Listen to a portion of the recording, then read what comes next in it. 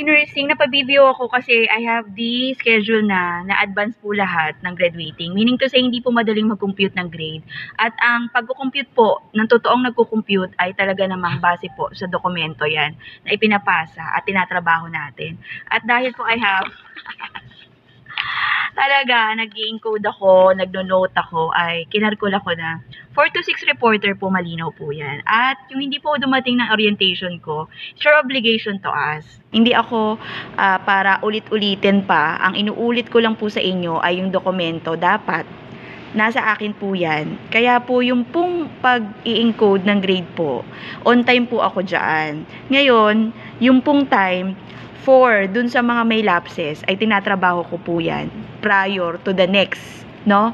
Meeting natin, which is Saturday. Kasi, yung availability ko, doon ko lang din po maharap dahil I have 10 section. So ngayon, yung organisado po ang klase ko, nagkaroon ako ng problema, issues sa mga nga batang unfocused, yung may mga nga